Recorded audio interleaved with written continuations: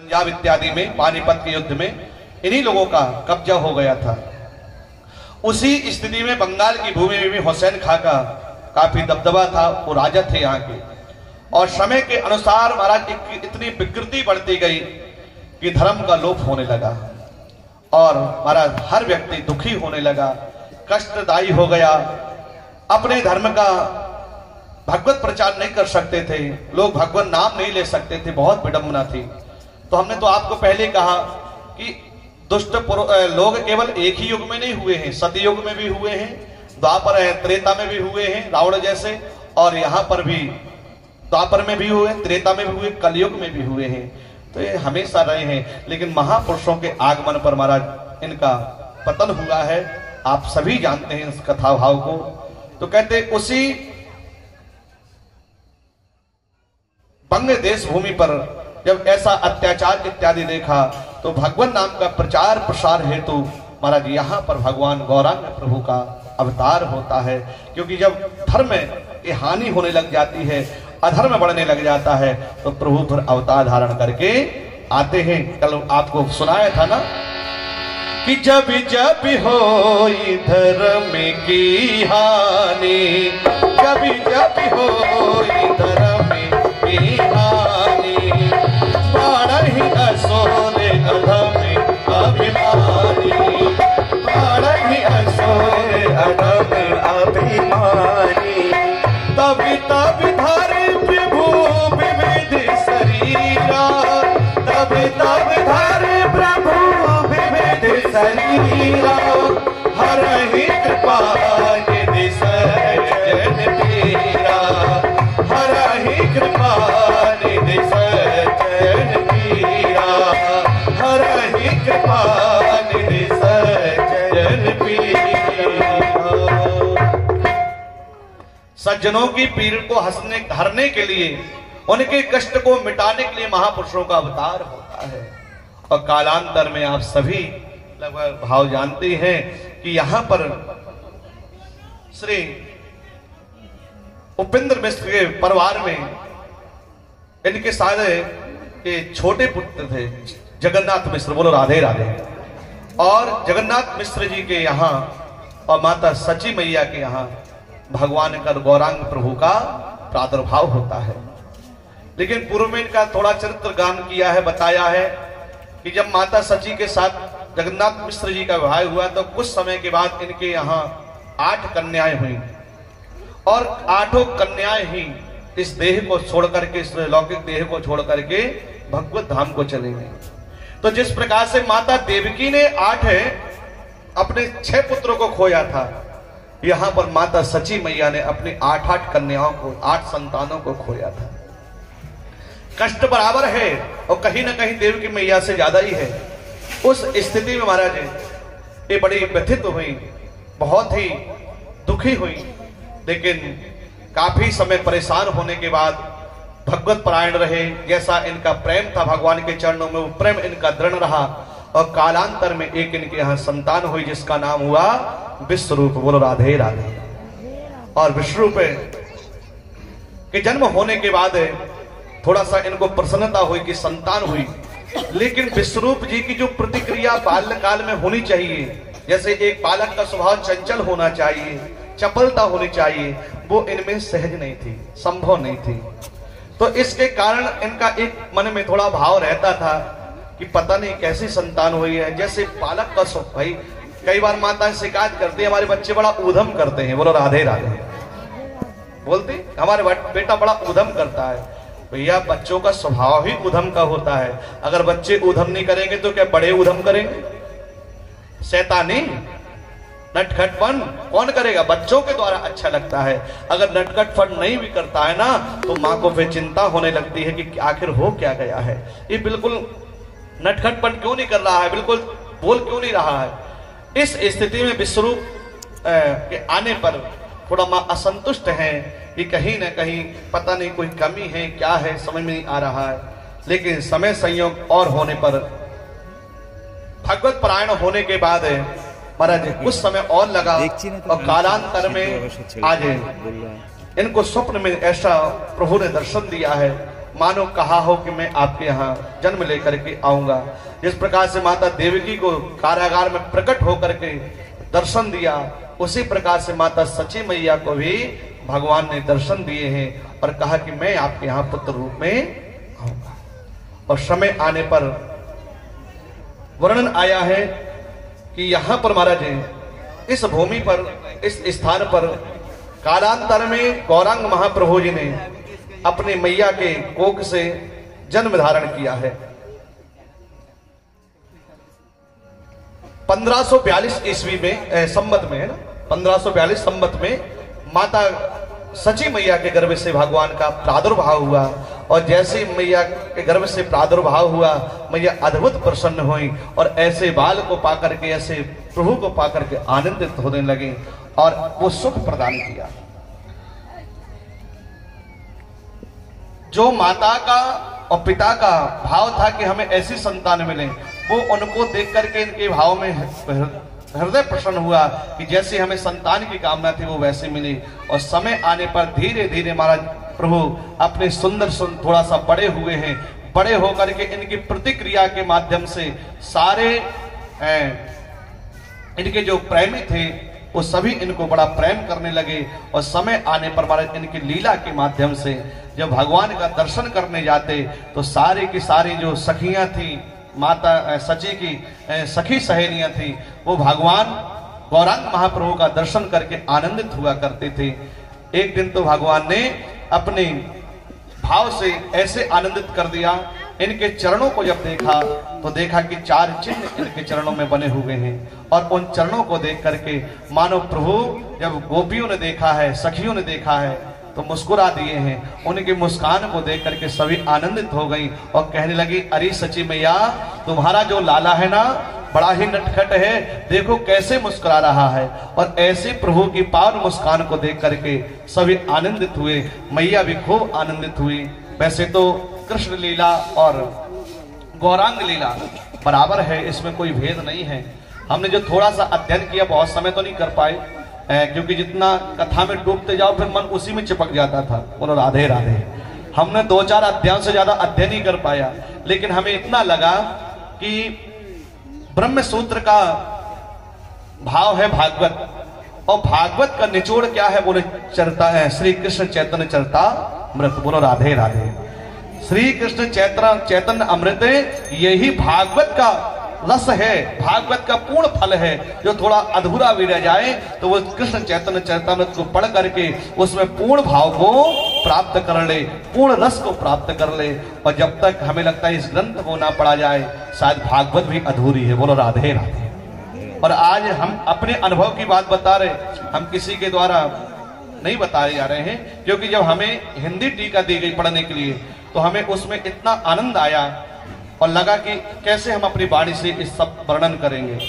लेकिन फिर भी हमने कल आपसे कहा था कि हम थोड़ा सा स्पर्श करेंगे, हमें बहुत ज्यादा नहीं आता है, लेकिन आगे हम पक्की तैयारी करके आएंगे। बोलो राधे राधे। हाँ, तो हमने महाराज जी से कहा भी है कि आप नहीं भी बुलाओगे ना तो एक बार हम जबरदस्ती कथा करके जाएंगे, केवल कृष्ण चैतन्य चरितामृत की, केवल यही करेंगे, भागवत की जगह यही रखेंगे।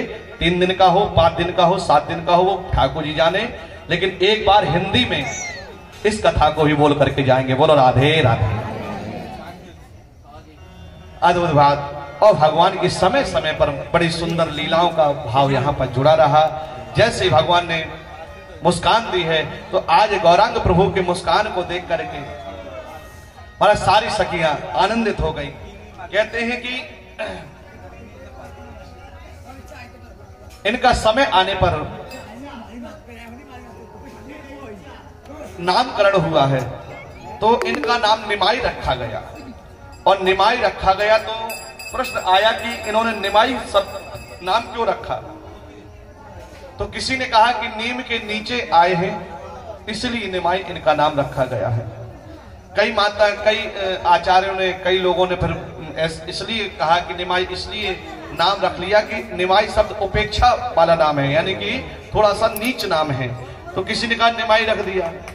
अपितु जब माता सची को संतान नहीं ठहरती थी, यानी कि हर माता मर जाती थी, तो उसके कारण किसी ने सलाह दे दी हो कि आप ऐसा करना कि जिससे आपके संतान को खोना ना पड़े, आप अपने संतान को रख सकें, तो ये अपने अपने भाव हैं जो हमने ग्रंथ में पढ़ा वो हम आपको बता देते हैं।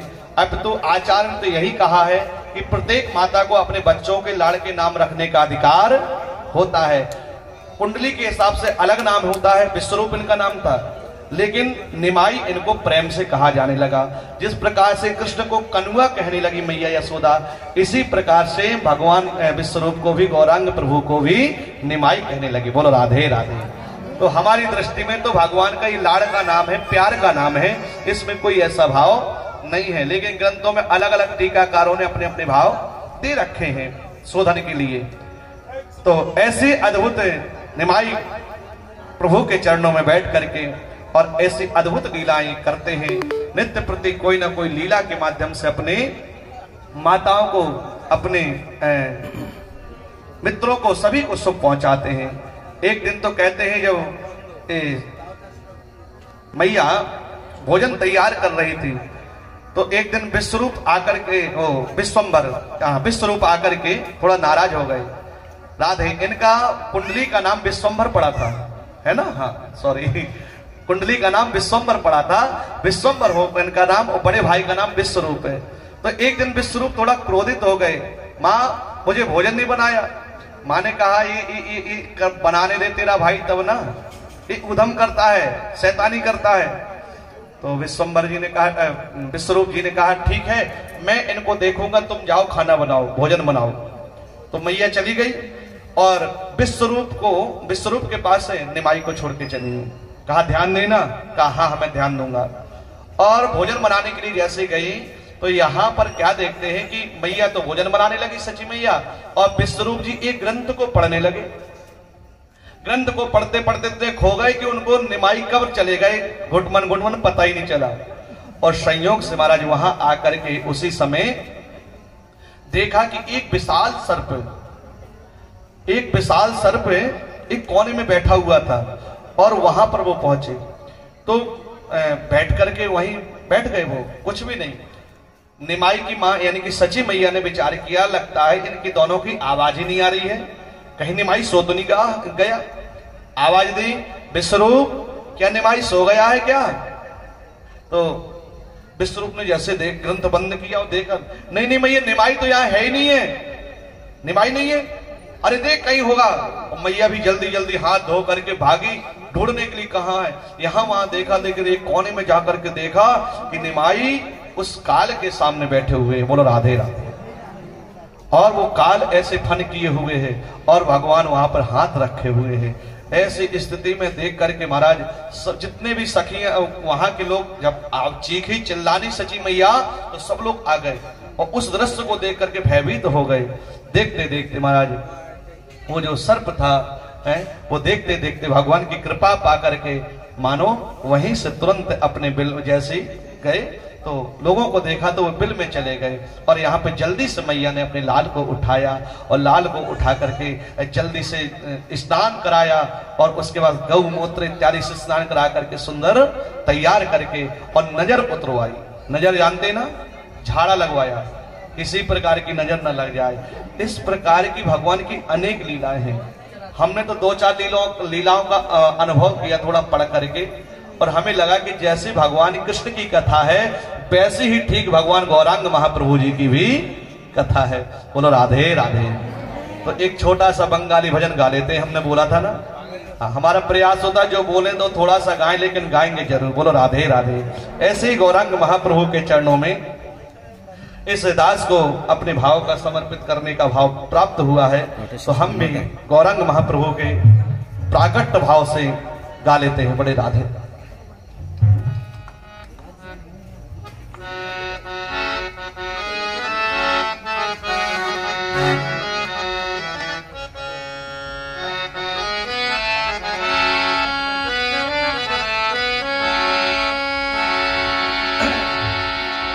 और साक्षात गौरांग प्रभु आप सभी जानते हैं कि जब इनके हृदय में एक बार इन्होंने अपने स्वरूप का दर्शन किया तो इनको लगा कि इतना सुंदर कौन हो सकता है। और हृदय से लगाना चाहा। दर्पण में जब इन्होंने देखा, स्वयं शीशे में देखा, दर्पण में देख करके अपने आप को आलिंगन करने का भाव जागा। तब सखियों ने कहा कि आप ऐसे इस रूप का आलिंगन नहीं कर सकते, ऐसे प्राप्त नहीं कर सकते। तो पूछा कैसे संभव है?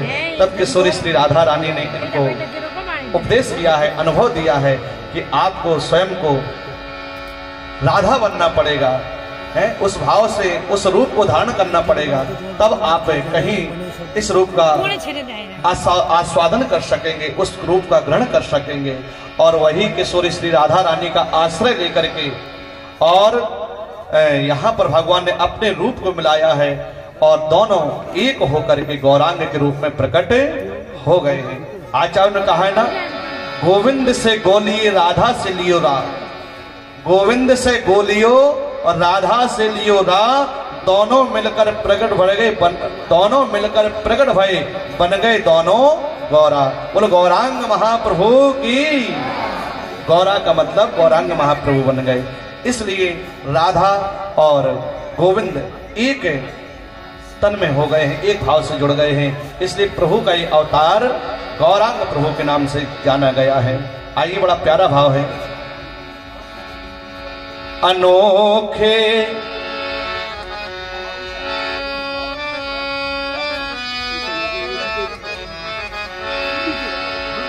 हरि बोल श्री राधे।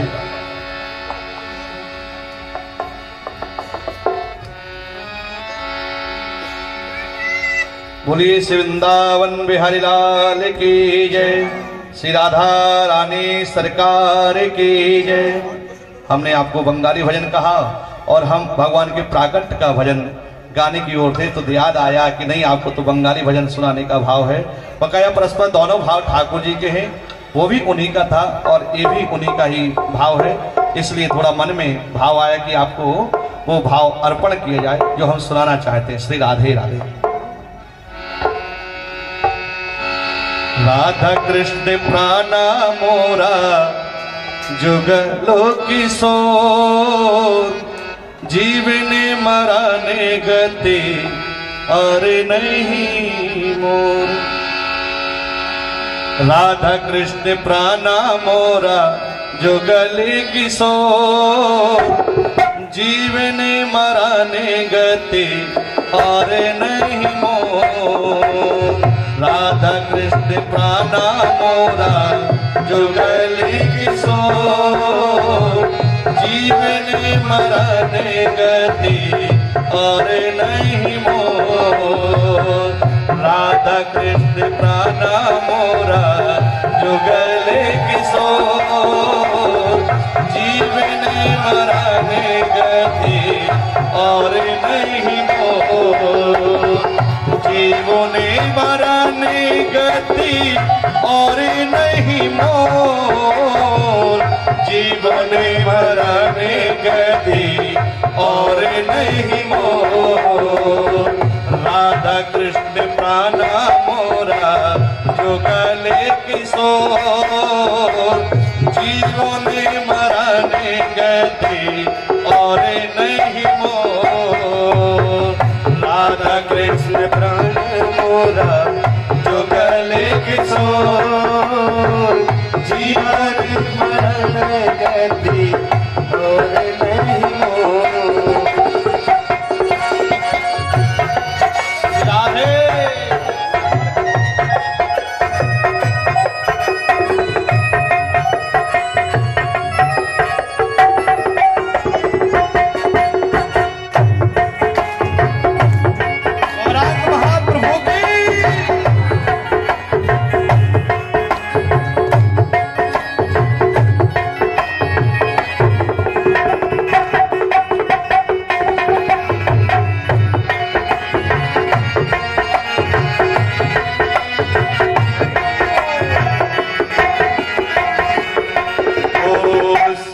गौरी अंगे देवो चंदनेरी गंधा, चामरे डोलावो पावे तेरी मुख चंदा। श्याम गौरी अंगे देवो चंदनेरी गंधा, चामरे डोलावो पावे तेरी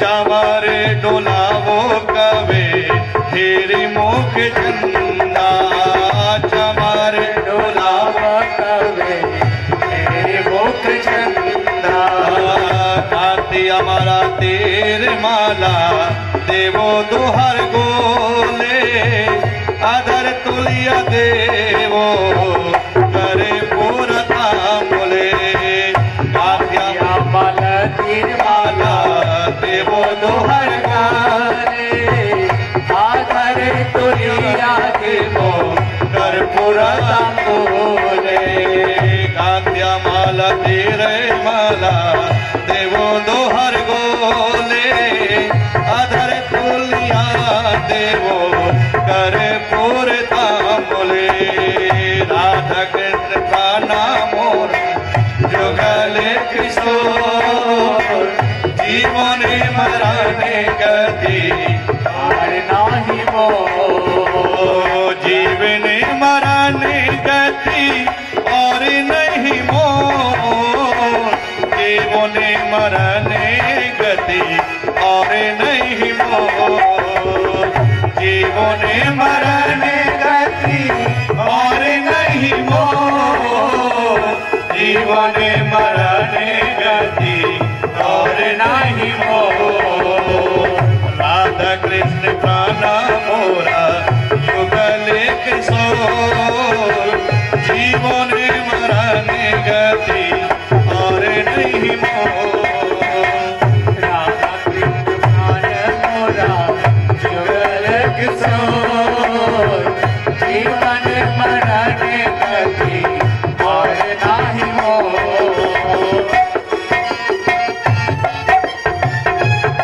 हरि बोल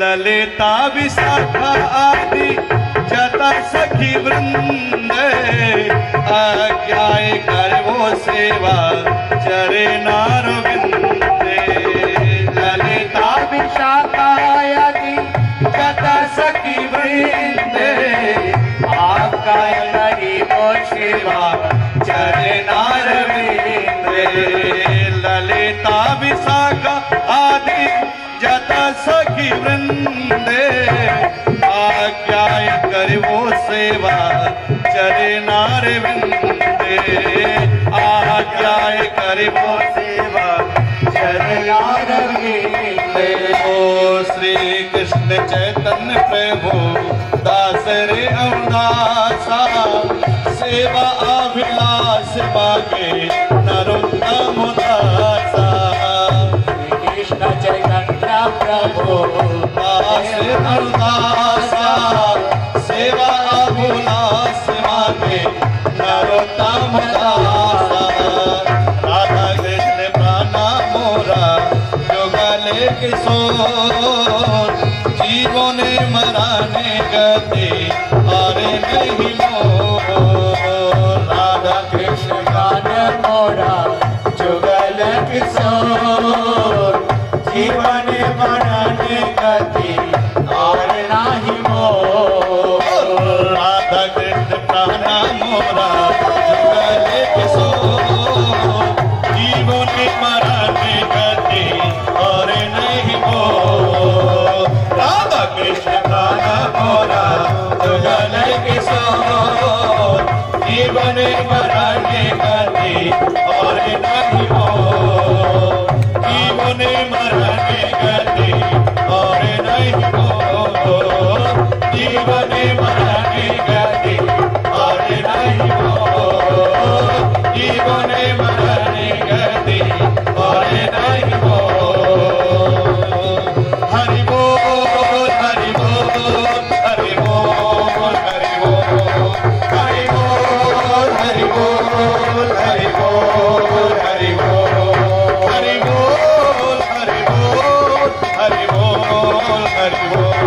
हरि बोल हरि बोल हरि बोल